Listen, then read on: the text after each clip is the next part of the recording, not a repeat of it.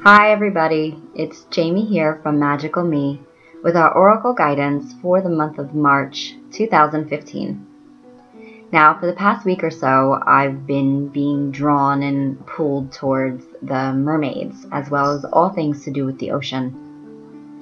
You know, from the dolphins to the whales to seashells and the mer themselves. So I thought that it'd be a great idea to use that energy and call upon them for our oracle guidance this month. Now, that being said, the deck that I chose to use was the Mermaid Oracle by Lucy Cavendish. And we have a little company here in the background. It's my cat Willow. One or more of my cats always like to come in and join us for readings, so what would make now any different, huh? Anyway, it is the Mermaid Oracle by Lucy Cavendish, and if you've ever seen any of Lucy's decks, I don't have to tell you how beautiful they are and very well done and very easy to work with they are. So if you're looking into purchasing an oracle deck for yourself, give Lucy Cavendish's decks a try. Okay, moving on. The first card that I pulled for our oracle guidance was number 40, Yearning. Now, you can take one look at this card and the name itself kind of says it all, but let me elaborate a little bit more. If it has not already happened, which I kind of feel like it has been going on for a lot of us since Mercury retrograde. But if it has not already happened, you can probably expect a little bit of falling away in our lives from anything to do with relationships or, and they could be romantic or friend or family, as well as, finances, careers, any foundations or structures as you've known it, what you have been accustomed to living in your life, there is a huge potential that these are starting to fall away. Naturally, we tend to try to hold on as tightly as we can to things when they start to fall away from us, or that constant looking back, the what ifs. What if I made it work? What if I tried harder?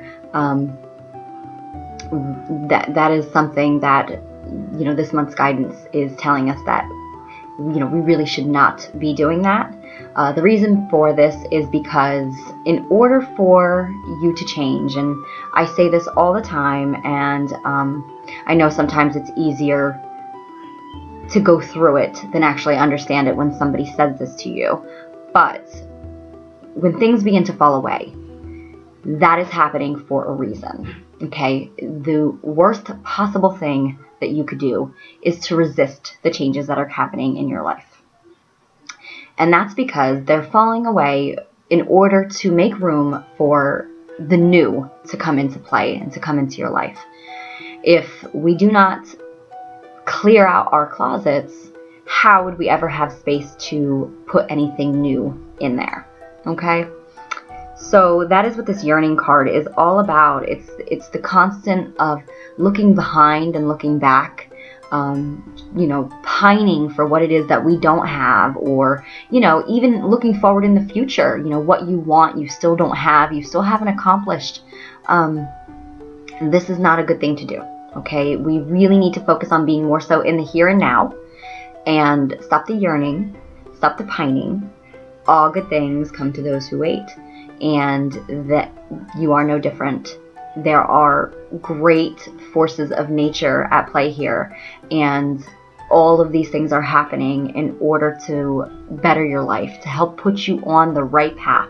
Because let's say, for example, the bridge that was built, okay? If that bridge never collapsed, you would have always taken the short route instead of looking around and finding the long way, which on that long way, you may have discovered amazing things. So yes, the yearning, it's a big, it's easier said than done, I understand that. But yeah, you try to be in the focus of here and now, not looking back or looking too far ahead.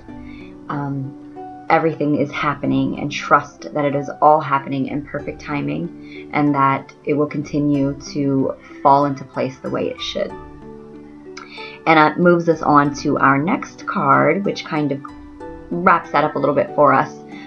It is number 8, and it is the fertility card. And as you can see in this card, well, this card was reversed when I pulled it, so let me just explain that. Sometimes when reverse cards come up, it could mean many things. It could mean a block. It could mean something that we really have to pay attention to, very important, very heightened, or it could also mean the complete opposite of what the card means. But in this case, it's just letting me know that, because of the fact that we are still looking back and, or looking too far ahead as to what we don't have yet that we really want, and that whole yearning and pining and the resisting the changes and the metamorphosis that we are currently going through, we are blocking our growth and our potential for forward movement. Okay, so you do have great things coming into play for you. However, as we all know, our destiny is not set in stone. It is all dependent upon our free will and what we decide to do with that. Okay, so if you do continue to resist these changes that you're going through in your life, don't expect any forward movement. Don't expect these new great and wonderful things to be able to come into play, okay? So that is why it is essential for you to, as hard as it may be, especially, I don't know what the circumstances are that are beginning to fall away, or the ground that you walk upon, how severely it's been shaken. And, my greatest sympathies do go out to you if you are experiencing, severe hardships and loss. But there is always a reason for everything. Coincidence, it doesn't exist. Things happen for our highest and greatest good, and sometimes, unfortunately, we have to have them kind of taken away, or else we'd never give them up, so that we can start on these new paths and these new journeys. But that said, if you can let go and release all of these things that are going on right now, that don't serve your highest and greatest good, very soon, not with this month, but very soon, within the next couple of weeks, and even possibly looking into April, things are going to begin to look up. Great things are going to start falling into place for you, and where your life should be going and the direction that it should be in, and more so things that are in alignment with your life purpose and what serves your highest and greatest good, will begin to fall into place. So again, don't fret. Rest assured, all things are happening the way that they should be. Okay? So that said, how can we stop resisting, or how do we know what it is that we're resisting? Because, some of you may be sitting here saying, well, there's nothing bad going on in my life right now. So this could also be wounds, old hurts, heartaches, even stuff from past lives that we aren't realizing plays a really big role in our life that we're holding on to very tightly. And they're not necessarily good things to be holding on to. Some of the things that you could do is you could begin meditating and call upon your guides and ask them to show you what it is that needs releasing, that you're not able to. You could also call upon your guides and ask them to send you some messages in your dreams, and pay attention to your dreams. Then write everything down and see what comes out of that. Other ways that you could possibly do that is to seek out spiritual guidance from someone who is a spiritual intuitive, a spiritual life coach, oracle card readings, tarot card readings, Reiki healing, anything to do with chakra balancing and clearing and opening up. All of those things will help you to release blocks and to get a better understanding of what it is that needs to be released in your life. Okay?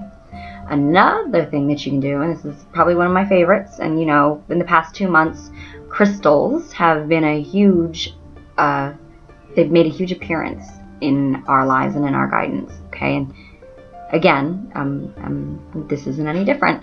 So there are plenty of crystals that you could use to help you cope, to help you release, and to help you find your inner peace, okay? I'll name a few, but these are you're definitely not limited to. There's many crystals out there. Some are more expensive than others, and some are much more easier to get your hands on. You know, it's going to be up to you to do that research. Or you could always send me questions, and I will try to get the answers if I don't know them myself. And our crystal translator, Angie Walters, is phenomenal at all things crystal related. So you could always ask me, and I can relay the message, or post it in the Spiritual Pathfinders group, or even on my Magical Me page, and we will get you some answers one way or another. That said, let me move on to some of the crystals, and which is funny because we're working with the mermaids for this guidance here. And their stone, one of their the stones that are related to the mermaids, is chrysocolla. And I will just show you this one because I've had it in my hand since I started this video. Chrysocolla is all related to your heart chakra, and anything that's been going on, clearly, you know, it could be very cause blockage in your heart chakra, because that's where we experience and feel love and pain and heartache and sadness and all of those things. So this one is a good one. And let me just read a little bit here that I looked up for everybody. It does help to boost your courage and confidence. It also helps you deal, you know, so that by boosting your courage and your confidence, it helps you face head on whatever it is that you are dealing with that may be difficult otherwise to deal with. It does help you to release stress while promoting joy, healing, and happiness in your life. Okay, and like I said, if you've been called to the mermaids a lot lately yourself, this is a great stone and said to be related to the mermaids. Okay, now another stone is garnet. This stone is related to your root chakra. It does assist greatly with grounding. It promotes confidence and survival instincts, which will enable you to be able to navigate through your difficult times and struggles. Okay. Also, we have jet. Jet's a little bit more of an easier one to get your hands on. I think it's relatively inexpensive. This is also a grounding and root chakra stone. It is a powerful cleansing stone, and it removes negative energies from your body, as well as reduces the hold that emotions have on you.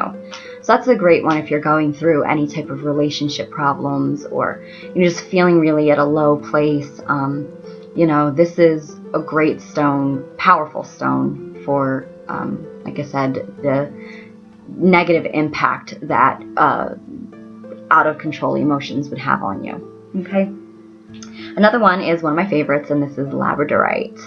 Labradorite radiates a magical quality, and I don't know if you know what this stone is, and I don't have one with me right here to show you, but just by looking at labradorite, it just gives off this magical glow. It is very powerful and very magical, and I can't say that enough. So that said, it also, how powerful it is, it has the quality that is excellent for all things to do with transformational purposes and alchemical changes that we're going through. So this would be a great stone for that.